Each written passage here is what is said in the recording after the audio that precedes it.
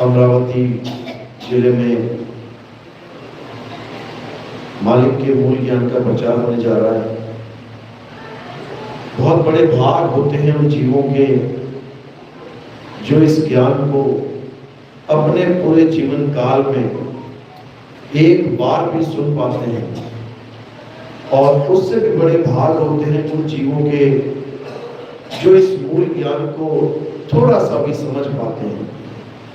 क्योंकि सुनना आसान है, आए बैठे घंटा 2 घंटा सुन के चले गए, लेकिन ये समझ केवल उसको आता है जिस पर परम पिता परमात्मा की अपार कृपा होती है, जिस पर उसकी दया होती है। केवल उसी को एक एक बात समझ में आती है, अन्यथा ये सत्संग किसी को समझ में आने वाला नहीं है। लेकिन ऐसा होता क्यों है? क्योंकि जन्मों जन्मों से जो अज्ञान की परत हमारे ऊपर चढ़ी हुई है, अज्ञान के रंग में हम रंगे हुए हैं, वो हमें मूल ज्ञान को समझने में बहुत बड़ी बाधा उत्पन्न करते हैं। क्योंकि हमारे दिमाग में बहुत सी ऐसी चीजें भर दी जाती हैं जिसको हम छोड़ नहीं पाते, हम सोच भी नहीं सकते कि उसको छोड़ दें। लेकिन जब मूल ज्ञान आता है तो अपने आप ये अज्ञान छूटता चला जाता है और हम उस दिव्य ज्ञान को प्राप्त होते हैं जिसे आत्म ज्ञान कहते हैं, जिसे मूल ज्ञान कहते हैं। तो आज इसी मूल ज्ञान की महिमा अमरावती में मालिक की कृपा से होने जा रही है। तो आप सबने एक एक बात पे विचार करना है, एक एक बात को गहराई से समझना है, क्योंकि ये मौका बार बार नहीं मिलता जीवन में। सबसे बड़ी बात कि इंसान जन्म नहीं मिलता जल्दी, और इंसान जन्म मिल जाए तो सत्संग नहीं मिलता जल्दी, और बिना सत्संग के कोई विवेकी हो ही नहीं सकता। इसीलिए बोला गया है, बिन सत्संग विवेक न होई, और राम कृपा बिन सुलभ न सोई। यानी बिना विवेक के, बिना सत्संग के ये जीव का कल्याण नहीं हो सकता। और विवेक कैसे जागेगा? केवल और केवल सत्संग से। राम की कृपा बाद में देखेंगे, पहले सत्संग मिलेगा, तब जाके राम तक पहुंचने का रास्ता मिलेगा। नहीं तो ऐसे ही आए और ऐसे ही चले जाएंगे। तो आज का सत्संग शुरू करने से पहले परम पिता परमात्मा के नाम पे जयकारा लगाएंगे।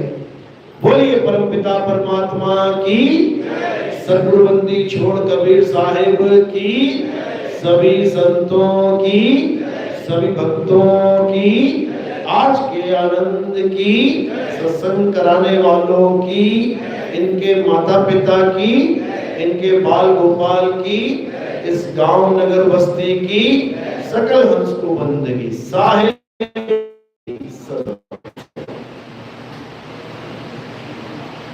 तो मालिक हमें यही समझाते आए हैं कि हे जीव, तुम जिस भव सागर में आ चुके हो, जिस संसार में तुम जन्म ले चुके हो, ये मृत्यु लोक है।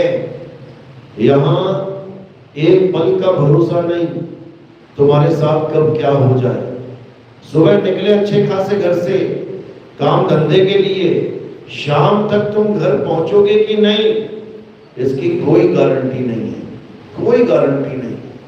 कब तुम्हारे साथ क्या हो जाए कोई नहीं बता सकता, और होना जरूर है, ऐसा नहीं है कि नहीं होगा। सबकी मौत लिखी जा चुकी है, उसके जन्म होते ही उसकी मृत्यु निश्चित हो चुकी है। अब केवल समय आना बाकी है। किसी का आज, किसी का कल, किसी का परसों, किसी का बरसों, लेकिन आना जरूर है, इसमें कोई दो राय नहीं। लेकिन हमने क्या करना है? हमें क्या करना चाहिए? क्योंकि मृत्यु तो निश्चित है, तो क्या करेंगे? कबीर साहब कहते हैं कि इससे पहले कि मौत तुम तक पहुंचे, तुम क्या करो? मौत की पहुंच से दूर हो जाओ। ऐसा काम कर डालो कि मौत भी तुम्हें ना मार पाए। और वो क्या है? वो है अपने आत्म स्वरूप का बोध कर लेना। एक बार अगर तुमने अपने आत्म स्वरूप का बोध कर लिया, उसके बाद मौत भी तुम्हें मार नहीं सकती। मौत किसे मारेगी? इस काया को मारेगी, और तुम काया रहोगे ही नहीं। तुम क्या हो जाओगे? तुम आत्मा ही हो जाओगे, क्योंकि तुम पहले से ही आत्मा हो। लेकिन माया के जाल में तुम ऐसे फंस गए हो कि तुम समझ ही नहीं पा रहे हो कि मैं शरीर हूं या आत्मा हूं। अपने आप को शरीर मान के बैठे हो, अपने आप को आदमी, औरत, जवान, बच्चा, बूढ़ा मान के बैठे हो। जब तक तुम अपने आप को शरीर मान के बैठे रहोगे, तब तक माया के जाल में फंसे रहोगे। ये मौत छोड़ेगी नहीं। तुम कहीं चले जाओ, तुम धरती खोद के पाताल में चले जाओ, तुम आसमान में उड़ जाओ, ये मृत्यु तुम्हें छोड़ने वाली नहीं। याद रखो। तो इसी का जो हल है, मृत्यु से बचने का जो एकमात्र साधन है, हमें उसको जानना है। और वो कौन बताता है? वो बंदी छोड़ सतगुरु कबीर बताते हैं। बार बार संसार में आकर हमें चेताते हैं। सतयुग में, त्रेता में, द्वापर में बार बार ये कार्य करने आते हैं, लेकिन हम उनकी महिमा को जान ही नहीं पाते। लेकिन मालिक की कृपा है, जो अब बहुत से हंस, अब बहुत से विवेकी जीव उनकी महिमा को जान पा रहे हैं और सत्य के साथ जुड़ पा रहे हैं। तो हमने क्या करना है? हमने इससे पहले कि मौत आए, अपने आप को जान लेना है। कैसे जानेंगे? क्या मंदिर, मस्जिद, गुरुद्वारे जाके जान पाएंगे? नहीं। वहां तो हम पूजा पाठ कर सकते हैं। कोई मूर्ति है, उसकी पूजा कर दी। मस्जिद में चले गए, नमाज पढ़ ली। चर्च में चले गए, ईसा मसीह की फोटो पूज ली। गुरुद्वारे में चले गए, गुरबाणी सुन ली। आत्मा का बोध कहां हुआ? आत्मा का बोध कैसे होगा? इसका जवाब कहां है? इसका जवाब हमारे ग्रंथों में है। क्या कहते हैं हमारे ग्रंथ? आप गीता पढ़ो। गीता में अध्याय 2 16वां श्लोक क्या कहता है कि हे अर्जुन, इस दुनिया में 2 प्रकार के तत्व हैं, एक असत्य और एक सत्य। असत्य क्या है? असत्य वो है जो जन्मता और मर जाता है। यानी जितने भी शरीर आपको दिखाई दे रहे हैं, A to Z, ये सब जन्मते हैं और मर जाते हैं। ये असत्य है। तो असत्य की पूजा यानी शरीरों की पूजा असत्य ही कहलाती है। और क्या है असत्य? जो पल पल बदलता है, जो सदा एक सा नहीं रहता। ये देख लो, संसार में कोई भी ऐसी चीज नहीं है जो सदा एक सी रहे, रोज बदल रही है। पेड़ लगाया, वो भी रोज बढ़ रहा है, धीरे धीरे धीरे धीरे।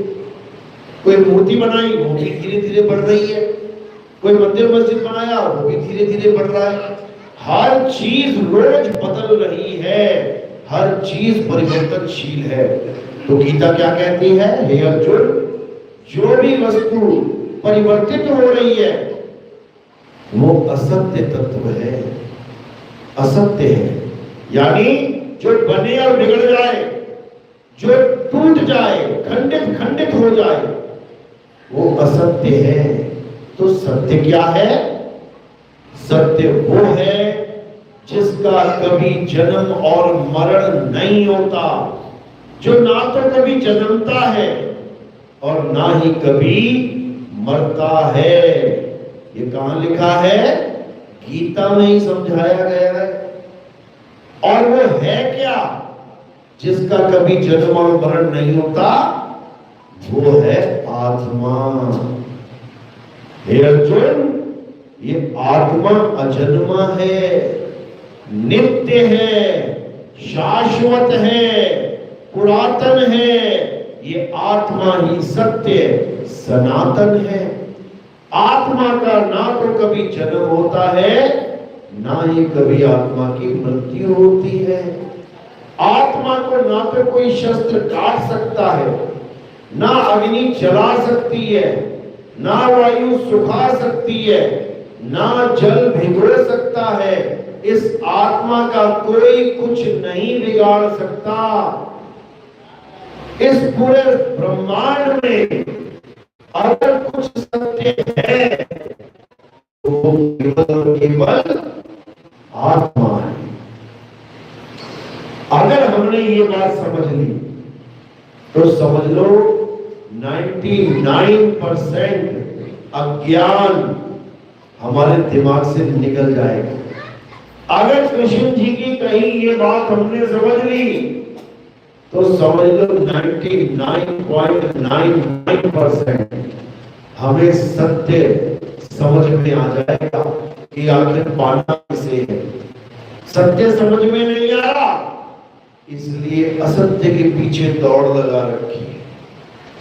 कोई पूजा में, कोई पाठ में, कोई हवन में, कोई यज्ञ में, कोई नदियों के पीछे भाग रहा है, कोई पेड़ों के पीछे भाग रहा है, कोई सूरज चांद सितारों की पूजा कर रहा है, कोई पर्वतों की पूजा कर रहा है, कोई किसी की पूजा कर रहा है, कोई किसी की पूजा कर रहा है, सिवाय एक के। किसके? आत्मा की पूजा नहीं कर पा रहा है। अगर इसे आत्मा का भेद बताने वाला, अगर इसे आत्मा का ज्ञान समझाने वाला भेदी गुरु मिल जाए तो इसका कल्याण हो जाए। ये सारे जीव जितने भी नाना प्रकार की योनियों में भ्रमण कर रहे हैं, बार बार पैदा, बार बार मर रहे हैं, बार बार ये शरीर धारण करके संसार में सुख दुख भोग रहे हैं, ये सारा खेल खत्म हो जाएगा। केवल एक ज्ञान हो जाएगा आपको, जिसे आत्म ज्ञान कहते हैं। तो साहिब क्या कह रहे हैं?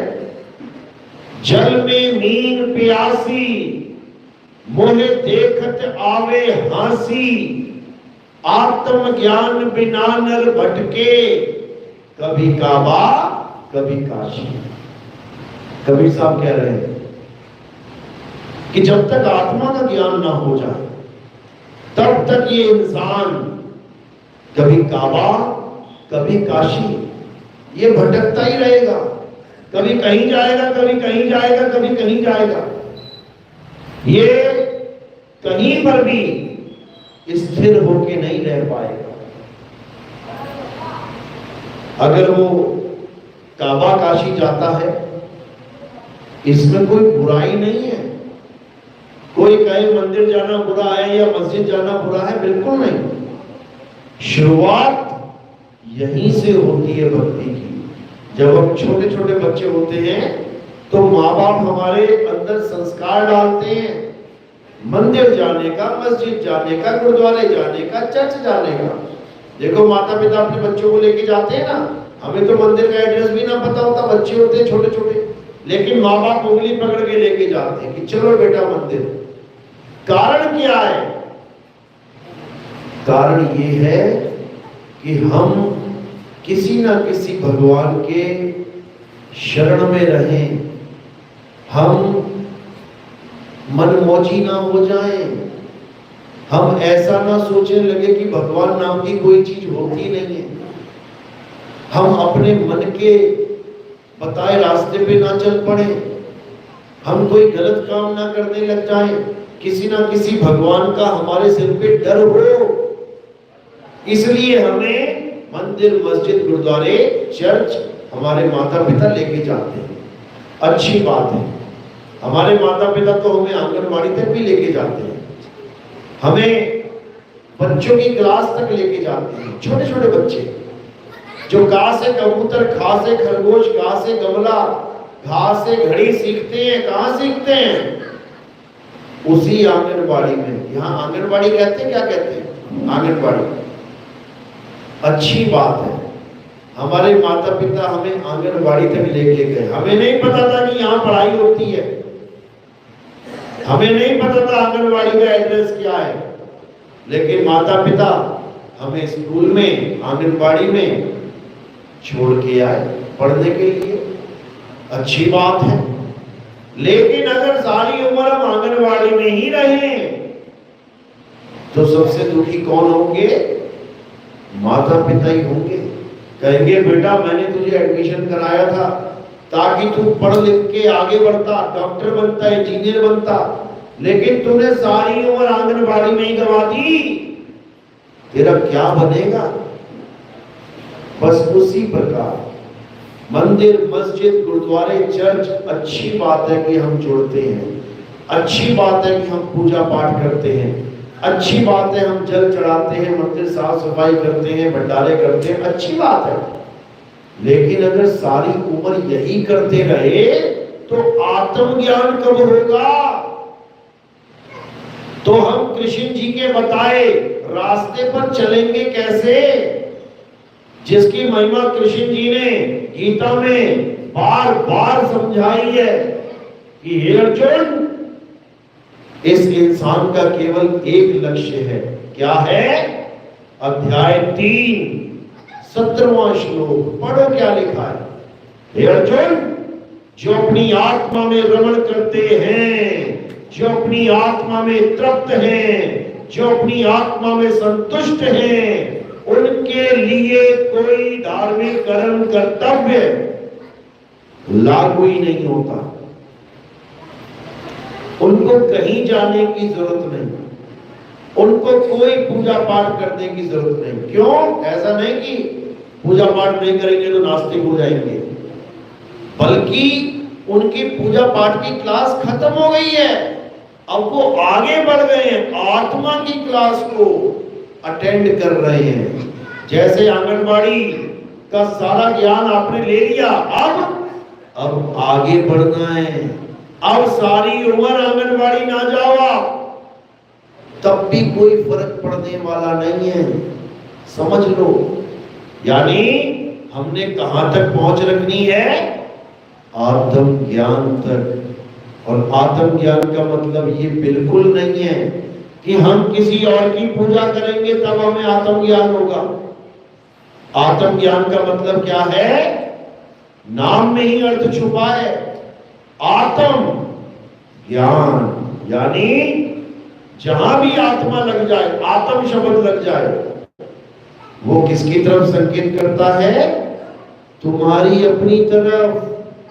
जैसे कोई तुम्हें कहे अपनी आत्म कथा लिखो, अब कथा के आगे आत्म लग गया, इसका मतलब तुम्हारी बात चल रही है, अपने बारे में लिखो, किसी और के बारे में नहीं। जैसे आत्महत्या, किसकी हत्या करोगे? अपनी करनी पड़ेगी, किसी और की नहीं। जैसे आत्मरक्षा, किसकी रक्षा करोगे? अपनी रक्षा आत्म रक्षा कहलाती है, किसी और की नहीं। इसी प्रकार आत्मनिर्भर यानी खुद पे निर्भर रहना है, किसी और पे नहीं। इसी प्रकार आत्म कल्याण यानी अपना कल्याण करना है, किसी और का नहीं। इसी प्रकार आत्म ज्ञान यानी अपना ज्ञान प्राप्त करना है। तो मैं कौन हूं जिसकी वजह से मैं चल रहा हूं, खा रहा हूं, पी रहा हूं, बोल रहा हूं, गा रहा हूं, घर से मंदिर तक आ रहा हूं, मंदिर से घर तक जा रहा हूं। किसकी वजह से? आत्मा की वजह से। ये आत्मा की वजह से ही शरीर चल रहा है। अगर आत्मा ने ये शरीर छोड़ दिया तो वही ढेरी हो जाएगा। वही पत्ते की तरह गिर पड़ेगा, एक उंगली भी नहीं हिला पाओगे। समझ लो, तुम्हें तुम्हारे घर में लोग प्यार कर रहे हैं, क्यों कर रहे हैं? आत्मा की वजह से। आत्मा शरीर को चला रही है तो सब प्यार कर रहे हैं। आत्मा ने शरीर को छोड़ दिया, इसी शरीर को उठा के ले जाके आग पे रख देंगे। अगर तुम्हारा शरीर आग से बचा हुआ है अभी तक, तो किसकी वजह से? आत्मा की वजह से। समझ लो, तुम्हारे मुंह से सारे मंत्र, सारे नाम, सारे धर्मों के जितने भी ग्रंथ, सबके अक्षर कहां से निकल रहे हैं? मुंह से। किसकी वजह से? आत्मा की वजह से। इसी आत्मा को जानना हमारे जीवन का परम लक्ष्य है। कृष्ण जी यही समझा रहे हैं गीता में।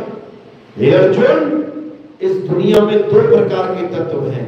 एक नाशवान तत्व, यानी 5 तत्व। कौन कौन से? आकाश, वायु, अग्नि, धरती, जल। ये नाशवान तत्व हैं और सदा बदलते रहते हैं। ये असत्य तत्व है। और सत्य तत्व क्या है? हे अर्जुन, सत्य केवल और केवल आत्मा है। ये कभी नहीं बदलती, ये कभी नहीं मरती, ये जन्मती भी कभी नहीं है। ये सदा सदा से है, सदा सदा रहेगी। इसी आत्मा में लीन होना भक्ति कहलाता है। तो यही कृष्ण जी समझा रहे हैं कि हे अर्जुन, अगर तुम आत्मा का ज्ञान प्राप्त करना चाहते हो, अगर तुम सत्य को जानना चाहते हो, तो क्या करो? अध्याय 4 34वां श्लोक क्या कह रहे हैं कि हे अर्जुन, अगर तुम आत्मा का ज्ञान प्राप्त करना चाहते हो तो किसी तत्वदर्शी संत की शरण में जाओ। तत्वदर्शी संत क्या कहेगा, क्या करेगा?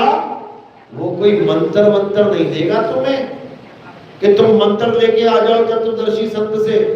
जो मंत्र जपवाता है वो तत्वदर्शी संत होता ही नहीं है। वो कौन होता है? वो जपी होता है, जपी। तो कहते हैं जपी तपी सन्यासी ये आपका कल्याण नहीं कर सकते। आपका कल्याण कौन करेगा? तत्वदर्शी संत। और तत्वदर्शी संत क्या ज्ञान देगा? वो दोनों प्रकार के तत्वों का ज्ञान समझाएगा, असत्य तत्व का भी और सत्य तत्व का भी। असत्य तत्व को तो छुड़वा देगा, छोड़ दो इसे।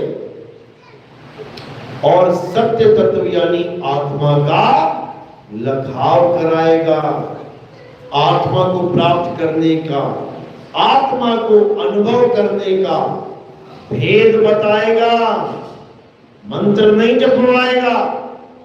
तो कह रहे सोई गुरु पूरा कहावे, जो 2 अक्षर का भेद बतावे, एक छुड़ावे एक लखावे, तब प्राणी निज घर को जावे। यानी जब तुम्हारे जीवन में ऐसा गुरु आ गया जो तुम्हें असत्य तत्व से छुड़वा के आत्मा के साथ जोड़ दे, तब समझ लो अब जन्म मरण से मुक्ति होके रहेगी। इसके अलावा अगर कोई नाम जपवाने वाला गुरु मिल गया, तब समझ जाना 84 तैयार है, जाना पड़ेगा।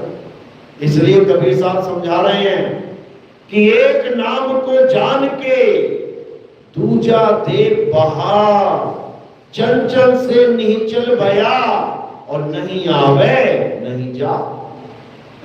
यानी एक नाम को जान के, कौन से नाम को? सतनाम को, जो सत्य है, जिसे सत्य तत्व भी कहा जाता है।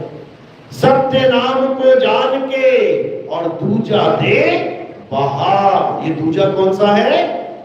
ये 52 अक्षरी नाम है, ये 52 अक्षरी मंत्र है जो हिंदी में, पंजाबी में, उर्दू में, फारसी में, अंग्रेजी में, चाइनीज में, ताइवानी में, मंगोल में, फ्रेंच में, स्पेनिश में, जर्मन में, डच में, अलग अलग भाषाओं के द्वारा ये जो नाम लिखे जाते, बोले जाते, पढ़े जाते हैं, इसको छुड़वा देगा।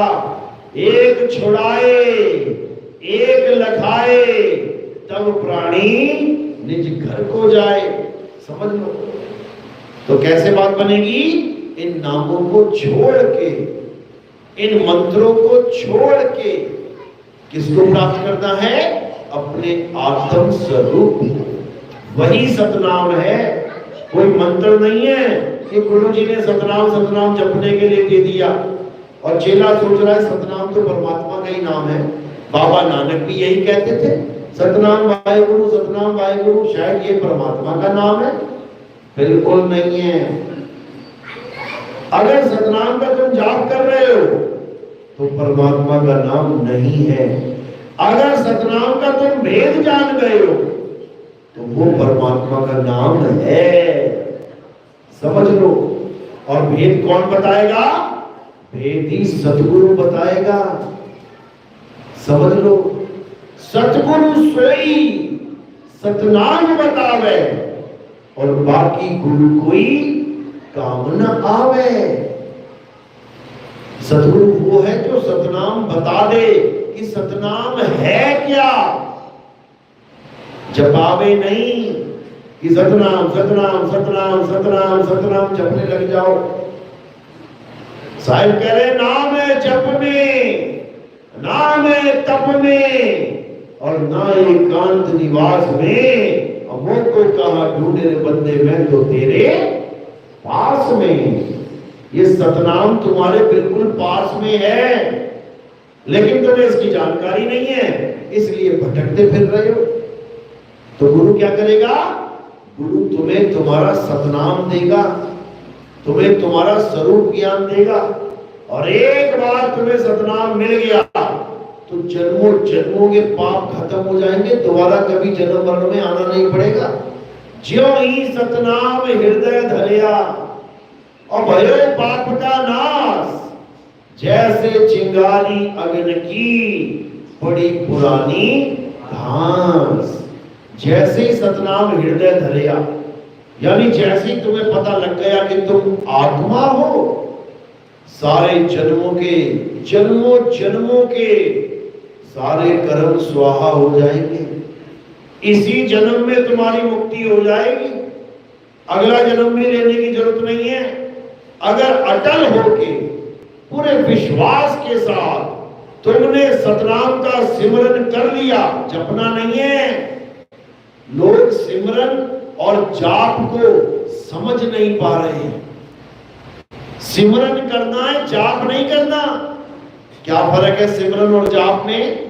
सिमरन का मतलब होता है याद करना। सिमरन पंजाबी शब्द है। कहां से आया है? संस्कृत भाषा से आया है। संस्कृत में क्या बोलते हैं सिमरन को? स्मरण। अधसा मरण, स्मरण। स्मरण से बन गया सिमरन। स्मरण यानी याद करना, जपना नहीं। क्योंकि याद किसी को भी किया जा सकता है, जिसका नाम भी नहीं पता हो उसको भी तुम याद कर सकते हो। लेकिन जाप बिना नाम के नहीं किया जा सकता। क्यों? क्या जपोगे? नाम ही तो जपोगे। तो सिमरन करना है किसका? सतनाम का। लेकिन लोग क्या कर रहे हैं? सतनाम का जाप कर रहे हैं। सिमरन करना है। सत्य नाम को सिमर के तर गए पतित अनेक, तेहि कारण नहीं छोड़िए सत्य नाम की टेक। कहते सत्य नाम को सिमर के तर गए पतित अनेक। सत्य नाम का सिमरण करके, यानी सत्य नाम यानी अपने स्वरूप को याद कर करके तर गए पतित अनेक। अनेकों को मुक्ति मिल चुकी है सतनाम के बल पे। तेही कारण नहीं छोड़िए सत्य नाम की टेक। इसीलिए अपने आत्म स्वरूप को मत छोड़ देना, मत बिसर जाना उसे, हमेशा याद रखना। उससे क्या होगा, जब मौत आएगी तो क्या होगा, तुम अपने स्वरूप में स्थित हो जाओगे और इस काया को ऐसे छोड़ दोगे जैसे केला खाने के बाद छिलका छोड़ देते हो। केला केला अंदर चला गया खाने वाला, और छिलका छिलका डस्टबिन में चला गया। इसी प्रकार आत्मा आत्मा का तो ज्ञान हो गया और काया काया को छोड़ दिया। बस इतना काम करना है। अगर ये काम करना आ गया तो यकीन मानना तुम्हारा जन्म मरण खत्म हो जाएगा। बार बार किसी माँ के गर्भ में आना, बार बार उल्टा लटकना, बार बार परमात्मा से अरदास करना कि मुझे गर्भ जून से निकालो, तुम्हारी भक्ति करूंगा, बार बार इस महा दुख को प्राप्त करना जन्म मरण के द्वारा, ये सब खत्म हो जाएगा। हर चीज खत्म हो जाएगी। क्या रह जाएगा, केवल तुम्हारा आत्म स्वरूप। उसी को सत चित आनंद कहते हैं। जो गाते हैं ना, जयकार लगाते हैं, बोलिए सच्चिदानंद भगवान की। ये सच्चिदानंद कोई भगवान नहीं है, ये क्या है, ये तीन शब्दों का मेल है। कौन कौन से शब्दों का मेल, सत्य चित आनंद। क्या है ये सच्चित आनंद, सत्य यानी तुम्हारा सत्य स्वरूप, चित यानी तुम्हारा सुरता, सुरत तुम्हारी, तुम्हारा ध्यान। कहते ना चित एकाग्र करके बैठो, यानी अपने ध्यान को एकाग्र करके बैठो। तो सत्य हो गया तुम्हारा स्वरूप, चित्त हो गया तुम्हारा ध्यान, और आनंद हो गया जो तुम्हें सत्य के साथ जोड़ने पे प्रकट होगा। यानी अपने आप में रमण करने का जो आनंद होता है उसे सच्चित आनंद कहते हैं। इसके अलावा और कोई सच्चिदानंद भगवान नहीं है। ये एक अवस्था का नाम है, अवस्था का नाम। जैसे जीव, शिव, पीव, ये तीनों अवस्थाओं के नाम हैं। जीव अवस्था क्या है, जो संसार में सुख दुख भोग रही है। शिव अवस्था क्या है, जो संसार को बना रही है। पीव अवस्था क्या है, जो संसार को छोड़ के मुक्त हो रही है, मुक्त अवस्था में रह रही है, उसे पीव कहते हैं। तो साहिब क्या समझा रहे हैं, जीव शिव सब प्रगटे, वह ठाकुर वह दास, कबीर और जाने नहीं, एक राम नाम की आस। यानी जीव शिव सब प्रगटे, दुनिया बनाने वाला भी प्रकट हो गया और दुनिया में रहने वाले भी प्रकट हो गए।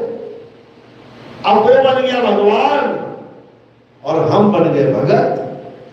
जीव शिव सब प्रगटे, वह ठाकुर वह दास, कबीर और जाने नहीं।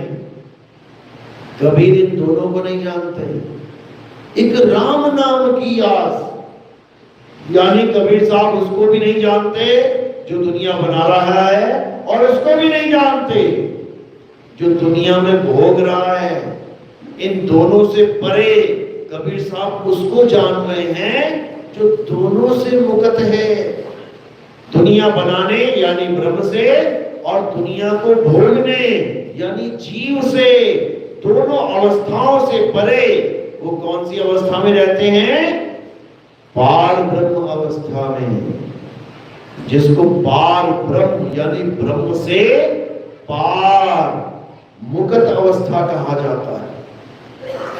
लेकिन ये तब समझ में आता है जब आपके जीवन में कोई भेदी गुरु आ जाता है, तब आपको समझ में आता है ये क्या चल रहा है, क्या है ये जीव, क्या है ये पीव, क्या है ये शिव, तब समझ में आता है। तो साहिब क्या समझा रहे हैं कि जीव अवस्था वो अवस्था है जिसमें आप हमेशा बंधन में ही रहते हो। बहु बंधन में बांधे आप एक बेचारा जीव, और केवल छूटे आपने जो न छुड़ाए पीव। कहते हैं ये बेचारा जीव नाना प्रकार के बंधनों में बंधा पड़ा है। देखो गाय, बैल, बकरा, हाथी, घोड़ा, ये सब बंधे पड़े, लोहे की चैन लगी हुई है, बेचारे पड़े हुए, क्या करें। प्यास भी लगती है तो केवल हल्ला मचा सकते हैं, चीख सकते हैं कि पानी दे दो, जैसे वो बोलेंगे अपनी भाषा में, समझ गए तो समझ गए, नहीं तो प्यासे हैं। इतनी बुरी हालत है जीव की, और किसने करी है? शिव ने, ये ब्रह्म ने की है। ये जीव अवस्था में कैसे आए हो? ब्रह्म के द्वारा आए हो, और ब्रह्म को ही भगवान मान बैठे हो। तो कबीर साहब फिर समझा रहे हैं, झगड़ा एक बड़ा राजा राम, अरे ब्रह्म बड़ा की जहां से आया, वेद बड़ा की जिन निर्माया, ईमन बड़ा की जही मन माना, और राम बड़ा की राम ही जाना। भ्रम भ्रम कबीरा फिरे उदास, तीरथ बड़ा या तीरथ का दास। इस एक वाणी में सारे संसार का ज्ञान फीका पड़ जाता है, सारे संसार का ज्ञान फीका पड़ जाता है। कैसे? क्या कह रहे हैं? ब्रह्म बड़ा की जहां से आया। ब्रह्म क्या है? आपकी दोनों आंखों के बीच में जो ये मस्तक है, यहां पर एक ज्योत जल रही है, सबकी आंखों के पीछे। ऐसा एक भी नहीं है जिसकी आंखों के पीछे ये ब्रह्म प्रकट नहीं है, सबके सामने प्रकट है। इसी का संकेत आप शंकर जी की फोटो देखोगे, तीसरी नेत्र का संकेत दे रखा है कि वो कहां ज्वाला कहां प्रकट है, ये आंखों के पीछे, ये माथे पे। तो ये ब्रह्म है, सब इसी की पूजा करते हैं। लेकिन कबीर साहब कह रहे हैं, अरे ब्रह्म बड़ा की जहां से आया। जब ये काया नहीं थी तब ये ज्योत कहां थी, ये कहां से आई है, उसको जानो। अरे ब्रह्म बड़ा की जहां से आया, और वेद बड़ा की जिन निर्माया। यानी जो अपने अपने ग्रंथों को महान मानते हैं, सोचते हैं ग्रंथों को पढ़ने से मुक्ति हो जाएगी। अरे बनाए किसने हैं ये लिखे किसने हैं? वो उससे भी बड़ा महान है। तो किसने लिखे हैं? आत्मा के द्वारा लिखे गए हैं। अगर आत्मा ना हो तो कोई आदमी लिख सकता है क्या? पढ़ा हुआ है कोने में। तो कह रहे हैं ब्रह्म बड़ा की जहां से आया, वेद बड़ा की जिन निर्माया, ईमन बड़ा कि जिहि मन माना, और राम बड़ा कि राम ही जाना। कहते हैं, दुनिया कहती है ये मन कभी कंट्रोल नहीं होता। कहते हैं ये अनकंट्रोल्ड मन बड़ा है या वो मन बड़ा है जो कंट्रोल हो गया है। ई मन बड़ा कि जही मन माना, और राम बड़ा कि राम ही जाना। दीवार पे तुमने लिख दिया राम, वो राम बड़ा है या जिसने दीवार पे लिखा है वो बड़ा है, उसको समझना है। एक अक्षर मैंने लिख दिया, ये अक्षर बड़ा है या जिसने लिखा है और जो मिटा भी सकता है वो बड़ा है। बस इतना जानना है। तो कहते हैं भ्रम भ्रम कबीरा फिरे उदास, तीरथ बड़ा या तीरथ का दास। कहते हैं भ्रम भ्रम कबीरा फिरे उदास। ये बेचारा जीव भ्रमित होके सारी दुनिया में भ्रम कर चक्कर काट रहा है, उदास हुआ पड़ा है। क्यों? परमात्मा नहीं मिल रहा, उदास हो गया है। इतना उदास हो गया कि कई बार तो उसको लगता है हे भगवान, इस दुनिया में आ ही क्यों गया मैं मर ही जाऊं, क्योंकि सारे फार्मूले अपना चुका है परमात्मा को पाने के, इसको परमात्मा ही नहीं मिल रहा है। मंदिर बना लिया, मस्जिद बना लिया, गुरुद्वारे बना लिया, चर्च बना लिया, सब कुछ कर लिया, लेकिन किसी को पूछो क्या परमात्मा मिला कभी? भाई परमात्मा तो नहीं मिला।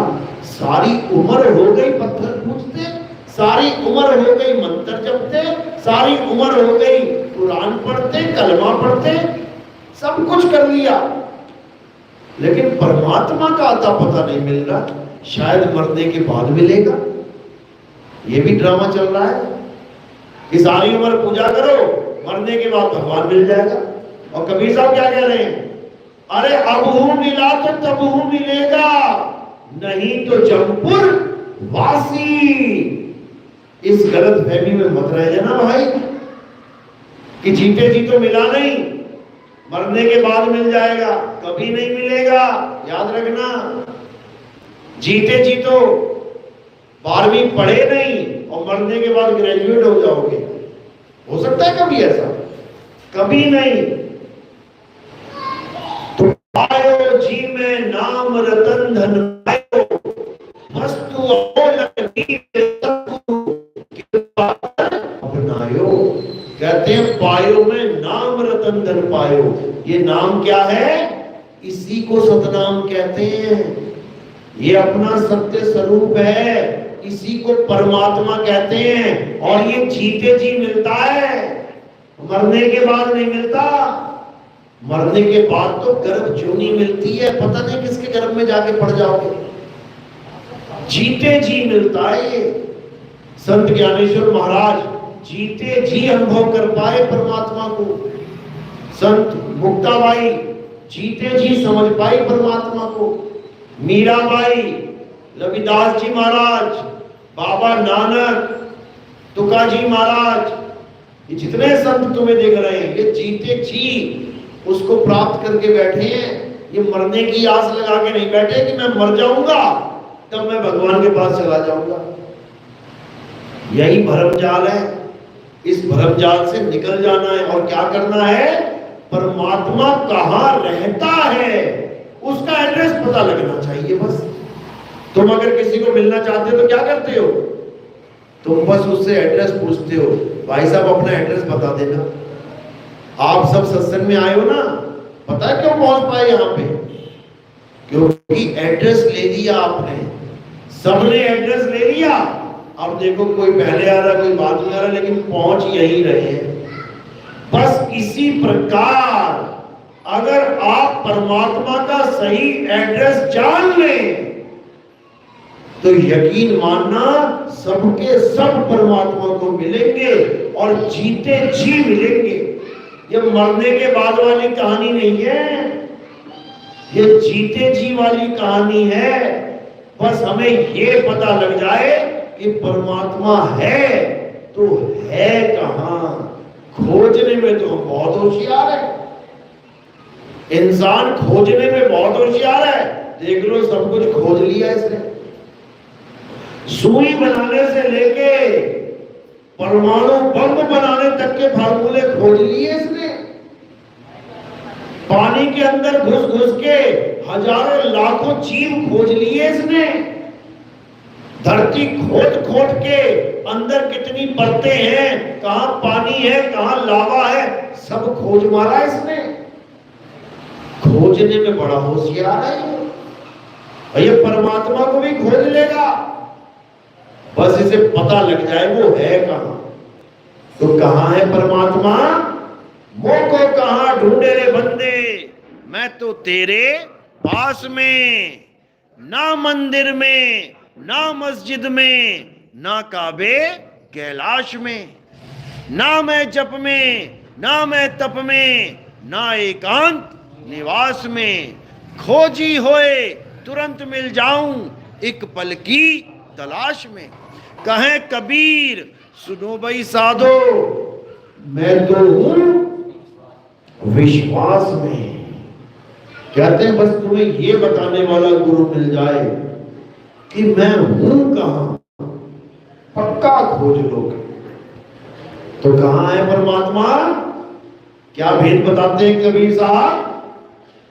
ज्यों तिल माही तेल है और ज्यों चकमक में आग, तेरा साईं तुझ में है, जाग सके तो जाग। बस इतना समझ लो।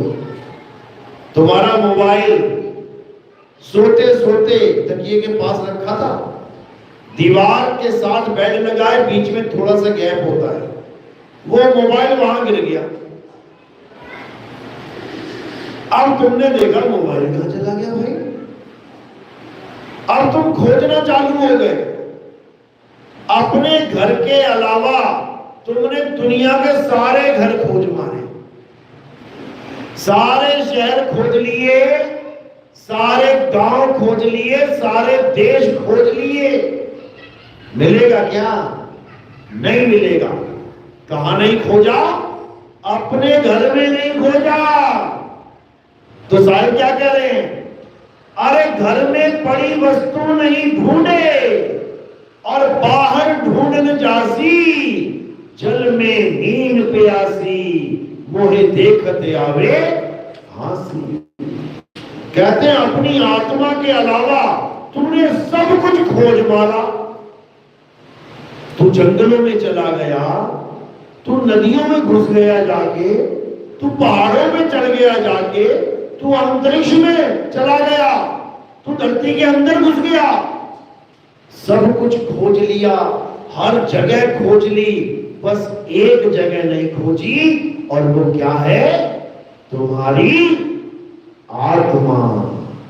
जिस दिन तुमने अपनी आत्मा में खोजना शुरू कर दिया, उस दिन परमात्मा मिल के रहेगा, याद रखना। लेकिन तुम्हें आत्मा का ज्ञान ही नहीं है कि आत्मा है क्या, खोजू कैसे? इसीलिए कबीर साहब कह रहे हैं कि जब लगना चीनोगे आत्म, तब लगना मिली है परमात्म। आत्म चीने परमात्म चीने, संत कहावे सोए, और यह भेद काया से न्यारा, पूछे बिरला कोई। कहते हैं अपनी आत्मा को ढूंढ भाई, आत्म ज्ञानी गुरु से दीक्षा ले भाई, ये मंत्रों को जंत्रों को छोड़ भाई, और अपने आत्म तत्व को जान मेरे भाई। तब छूटेगी ये 1,84,000 की चक्की चल रही है। अरे चलती चक्की देख के दिया कबीरा रोए, और दो बाटों के बीच में साबुत बचाना कोई। कौन कौन से दो बात? अरे एक बात धरती चले, एक चले आसमान। ये धरती, ये आसमान, और दोनों बात चल रहे हैं। एक बात धरती चले, एक चले आसमान, इन दोनों के बीच में अरे पिस गया सकल जहान। बाट बाट सब कोई कहे, किल्ली कहे न कोई, और जो किल्ली संग लाग रहा तो बाल न बाका होए। आप देखोगे जो चक्की चलती है, सारे दाने पिस जाते हैं उसमें, तभी तो आटा बनेगा। लेकिन जब चक्की रुकती है, तब आप देखोगे कि जो दाने चक्की के बिल्कुल बीचों बीच कील के पास आ जाते हैं, वो नहीं पिसते, वो नहीं पिसते, उसको कोई मार नहीं सकता। वो सदा सदा के लिए अमर हो जाते हैं, चाहे सारी उम्र चक्की चलती रहे, जन्मों जन्मों तक चक्की चलती रही, युगों युगों तक चक्की चलती रहे, वो दाना नहीं पिसेगा। तो वो दाना क्या है और वो कील क्या है, अच्छे से समझ लो। कील क्या है? तुम्हारा सत्य स्वरूप। और चक्की के दो पार्ट क्या है? सरगुण निर्गुण। अरे काल चक्र चक्की चले, बहुत दिवस और रात, निर्गुण सरगुण दो पाटले, तामे जीव पिसात। बस ये निर्गुण और सरगुण को अगर तुमने समझ लिया तो तुम 101% चक्की से निकल आओगे। तो क्या है निर्गुण, क्या है सरगुण, समझ लो। निर्गुण सरगुण द्वंद पसारा और दोनों पड़ गए काल की धारा। निर्गुण यानी निराकार, सरगुण यानी साकार। जो साकार और निराकार को परमात्मा मान बैठे हैं वो फंस गए काल के जाल में। इसलिए अब निर्गुण और सरगुण यानी निराकार और साकार इन दोनों से न्यारे हो जाना है। अरे सरगुण निर्गुण दोनों से न्यारा जाने का कोई जानन हारा। कोई बिरला ही होगा जो सरगुण और निर्गुण के जाल से बाहर निकल आएगा, वही बचेगा, बाकी कोई बचने वाला नहीं है, समझ लो। और कौन निकालेगा इस जाल से? केवल और केवल आत्मज्ञानी गुरु, उसके अलावा कोई नहीं निकाल सकता, समझ लो। तो साकार क्या है? ये 5 तत्वों से बने साकार शरीर, ये सरगुण साकार है। और निराकार क्या है? ये मन के द्वारा, कल्पना के द्वारा, प्रकाश के द्वारा बने हुए सारे निराकार तत्व, ये निराकार है, जिसमें आकाश भी आ जाता है, कोई आकार नहीं है, समझ लो। मन निराकार और तन साकार। तन और मन दोनों से न्यारा वो क्या है? आत्म तत्व। जब उसको जान लोगे तो साकार निराकार दोनों से परे हो जाओगे और आत्मा में स्थित हो जाओगे। उसके बाद ये जन्म मरण का खेल खत्म हो गया। जैसे ही पता लगा कि मैं शरीर छोड़ने वाला हूं, उसी वक्त स्विच करना है आपने। अपना सारा ध्यान शरीर से हटाना है और अपनी आत्मा में लगा लेना है। और ये शरीर ऐसे छूट देना, ऐसे छूट जाएगा, पता भी नहीं लगेगा, और तुम अपनी आत्मा में स्थित हो जाओगे, सदा सदा के लिए अमर हो जाओगे। अमर, इसी को बोला कबीर साहब ने, अरे बचना चाहो काल जाल से तो चीनो शब्द हमारा, और कहे कबीर अमर कर राखूं जो निज होए हमारा। तो और कुछ नहीं करना है, अब इस अमर तत्व को जानना है। अमर तत्व यानी आत्म तत्व, इसको जान लिया तो 101% तुम अमर हो गए। केवल इसी अमर तत्व को जानना है। इसको जानने के बाद किसी की मृत्यु नहीं होती। अरे हम ना मरिब मरिब संसारा, हमको मिला जियावन हारा। मुझे वो तत्व मिल गया जिसकी वजह से सारे शरीर जीवित हैं। मैं वही तत्व हो गया। और उस तत्व का नाम क्या है? सोहम तत्व। सोहम मंत्र नहीं, यानी जो तू, सोहम यानी परमात्मा के साथ एकाकार हो जाना। अब दो नहीं रहेगा, लेकिन ये कब होगा? जब तुम परम तत्व का ध्यान धरोगे। अरे परम तत्व का ध्यान धर, सोहम आपे आप, तुम ही सोहम हो। लेकिन तुम अपने आप को जान ही नहीं पा रहे हो। गा रहे हो ईश्वर अंश जीव अविनाशी, गा रहे हो कि मैं अविनाशी जीव हूं, लेकिन दिमाग में क्या लेके बैठे हो कि मैं आज नहीं तो कल, कल नहीं तो परसों मरूंगा जरूर। अरे जो अविनाशी है वो मरेगा कैसे?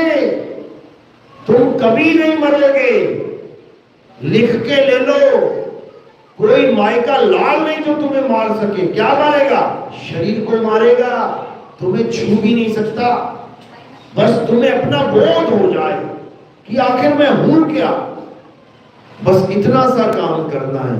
अगर ये कर लिया तो समझ लो परमात्मा दूर नहीं है, और अगर ये नहीं कर पाए तो समझ लो दुर्गति होने वाली है। शरीर छोड़ते हुए यानी मरते हुए हालत खराब हो जाएगी, समझ लो। इसीलिए कबीर साहब ने कहा इससे पहले कि मौत आए अपने आनंद को जान लो।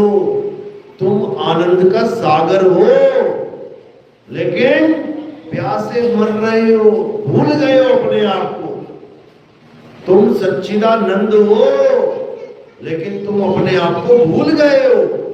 जैसे हनुमान जी के पास सारी ताकतें थी, लेकिन उनको श्राप ऐसा मिल गया। इसी प्रकार तुम्हारे पास भी ताकत है, तुम भी आत्म तत्व हो, लेकिन भूले बैठे हो। क्या मान लिया अपने आप को? ये काया, मैं आदमी, मैं औरत, मैं बच्चा, मैं बूढ़ा, मैं जवान। ये अज्ञान है। ना तुम आदमी, ना तुम औरत, ना तुम बच्चा, बूढ़ा, जवान, तुम क्या हो? आत्मा हो। अपने आप को पहचानो और अमर हो जाओ, इससे पहले कि मौत तुम्हें तड़पा तड़पा के मारे। निर्भय हो जाओ, अमर हो जाओ। साहिब समझा रहे हैं, कहे कबीर निर्भय हो हंसा। अपने आत्म तत्व को जान लोगे तो ये मृत्यु का खेल खत्म हो जाएगा। फिर भूल जाओ कि तुम मरोगे, सदा सदा के लिए अमर हो जाओगे। इस गति को बड़े बड़े देवी देवता प्राप्त नहीं कर पाते। बड़े बड़े देवी देवता इस आत्म तत्व को नहीं जान पाते, ऐसे जीवन गवा के चले जाते हैं। लेकिन मालिक की अपार कृपा है जो अब ये समय आ गया है जिसमें आत्म तत्व का ज्ञान गांव गांव और शहर शहर में जागृत हो रहा है। बच्चा बच्चा आत्मा को समझ पा रहा है। सुना तो सबने नाम है बचपन से, आत्मा आत्मा आत्मा, लेकिन कभी जान पाए कि आत्मा होती क्या है? कभी जान पाए कि कृष्ण जी ने आत्मा की महिमा गाई क्यों है? कभी नहीं जान पाए। कभी आत्मा का जिक्र किसी के मुंह से सुन ही नहीं पाए। क्या सुनते रहे? रामलीला, कृष्ण लीला, हनुमान जी की लीला, कथाएं सुनते रहे, प्रवचन सुनते रहे, लेकिन आत्मा का ज्ञान ये कोई सुनाने वाला नहीं है मेरे भाई, ये कोई समझाने वाला नहीं है। ये कौन समझा सकता है? जिस पर मालिक की मोहर लगी हो, जिस पर मालिक की कृपा हो, दया हो, और जिसको मालिक ने चुन लिया हो, वही सबको आत्मज्ञान समझा सकता, नहीं तो किसी की बस की बात नहीं। बड़े बड़े ज्ञानी महात्मा आए, बड़े बड़े जपी तपी सन्यासी आए, और बिना आत्म तत्व को जाने दुनिया से पलायन कर गए, जीवन बर्बाद कर गए अपना। लेकिन परमात्मा की कृपा जो तुम्हारे जीवन में आत्म ज्ञानी आ जाए, तुम्हें भी जगाएगा और तुम्हारे सोए हुए खानदान को भी जगा देगा। एक आदमी को जगाएगा, उसके जरिए पूरे गांव को जगा देगा। क्योंकि हम सब अगर परमात्मा को पाना चाहते हैं तो हमें आत्म ज्ञान प्राप्त करना ही पड़ेगा। इसके अलावा कोई चारा नहीं है। चलो, मेरी बात समझ में तो आ रही है? किस किस के समझ में आ रही है? हाथ खड़ा करो जरा। बहुत अच्छी बात है। पूरा गांव जाके है क्या? बहुत बढ़िया, बहुत बढ़िया। क्योंकि मैंने पहले ही बोला था कि ये ज्ञान जल्दी समझ में नहीं आता, क्योंकि इसमें ना तो रावण आया, ना ही इसमें कंस आया, ना ही इसमें कृष्ण जी ने कोई पहाड़ उठाया, ना ही इसमें राम जी ने कोई रावण की लंका खत्म करी, इसमें ऐसा कुछ है ही नहीं। इसमें बस दो चीजें हैं, एक असत्य और एक सत्य। असत्य यानी ये मायावी संसार जो तुम्हें आंखों से दिख रहा है, असत्य है। तुलसीदास ने बोला ना, गो गोचर जहां लग मन जाई, तहां लग माया जानो भाई। यानी इन आंखों से तुम्हें जो कुछ भी दिख रहा है वो माया है, असत्य है। चाहे वो कोई मंदिर हो, मस्जिद हो, गुरुद्वारा हो, चर्च हो, चाहे वो कोई मूर्ति हो, चाहे वो कोई पेड़ पौधे हो, चाहे वो कोई आदमी हो, चाहे वो कोई जानवर हो, चाहे वो कुछ भी है, सब माया है। और माया से रहित क्या है? आत्मा, जो दिखती नहीं है। बस इसीलिए दिखती नहीं है। कहते ना, जो दिखता है सो दिखता है। आत्म ज्ञान इसीलिए संसार में सबसे कम है। क्यों? क्योंकि आत्मा दिखती नहीं है। तुम्हारे दादाजी एक्सपायर हुए, तुम्हारी दादी एक्सपायर हुई, तुमने देखा कुछ निकलता हुआ उसमें से? कि कुछ लाल सा काला सा नाक में से निकला, कान में से निकला, आंख में से निकला? कोई नहीं देख पाता कौन निकला, कौन कहां गया। इसीलिए आत्मा का ज्ञान गुप्त ज्ञान कहलाता है। गुप्त ज्ञान, रहस्यमयी ज्ञान। ये प्रकट ज्ञान नहीं है कि तुम्हारे सामने एक आदमी खड़ा है, हाँ मुझे दिख रहा है तब मानूंगा, नहीं दिख रहा तो नहीं मानूंगा। ये वो ज्ञान नहीं है, समझ लो। ये वो ज्ञान है जो विवेक के द्वारा समझा जाता है। पंखा चल रहा है, करंट है कि नहीं इसमें? दिखा क्या तुम्हें? देखो जरा, दिख रहा करंट? तुम्हें तार भी छील के दिखा दूंगा ना, बाहर का कलर उतार के, पीला हरा गुलाबी, तब भी तुम्हें नहीं दिखाई देगा करंट, लेकिन पंखा चलाएगा फिर भी। तो जो दिख रहा है वो माया है। ये पंखा दिख रहा है, माया है। और जो इसको चला रहा है वो दिख नहीं रहा है, वो सत्य है। वो है तो ये चलेगा, वो नहीं है तो ये नहीं चलेगा। इसी प्रकार आत्मा है। आत्मा है तो ये चलेगा, ये खाएगा, पिएगा, बोलेगा, डोलेगा। और आत्मा ने छोड़ दिया, आत्मा नहीं है तो नहीं चलेगा। तो सत्य क्या है? शरीरी आत्मा, आत्मा ही सत्य है। आत्मा को ही जानना है। आत्मा को जान लिया तो राम जी को भी जान लिया, कृष्ण जी को भी जान लिया, हनुमान जी को भी जान लिया, शंकर जी को भी जान लिया, दुर्गा माता को भी जान लिया, सारे देवी देवताओं को जान लिया, सारे संत महात्माओं को जान लिया। किसी की अलग से पूजा करने की जरूरत नहीं पड़ेगी। नहीं तो मंदिर बनाते बनाते थक जाओगे। ये इसका मंदिर, ये इसका मंदिर, ये इसका मंदिर बना बना के जिंदगी बीत जाएगी। मंदिर बना, पूजा करते करते जिंदगी बीत जाएगी और आत्मा को जान नहीं पाओगे, जन्म बर्बाद हो जाएगा।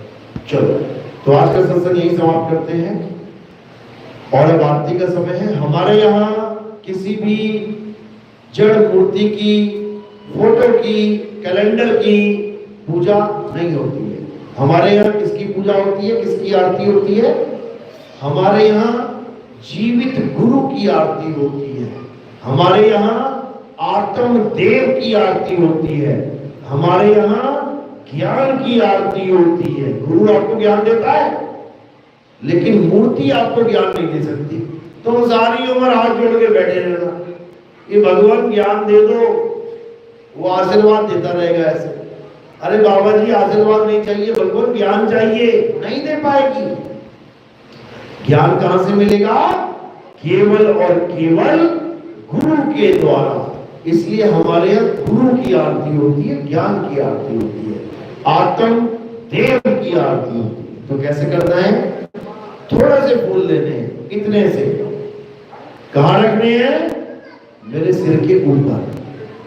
ये पैरों में क्यों नहीं रखने? क्योंकि पैरों के अंगूठे से लेकर सिर की चोटी तक, ये नीचे क्या है? बीच में नाशवान काया, नाशवान शरीर।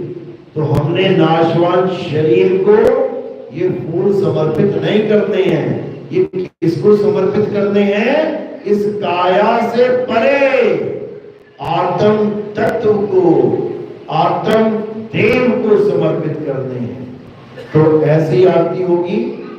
और जो कोई प्रचार में योगदान करना चाहेगा, क्योंकि हमारा प्रचार अब टीवी चैनलों में भी आ रहा है और आगे से आगे बढ़ रहा है, तो प्रचार में कोई योगदान करना चाहेगा तो केवल चरणों में उसको चढ़ाना है। तो फूलों का स्थान सिर के ऊपर और सेवा का स्थान चरणों में। वही परमपिता परमात्मा की सदा ही जय हो। साहिब बंदगी सतनाम सतनाम।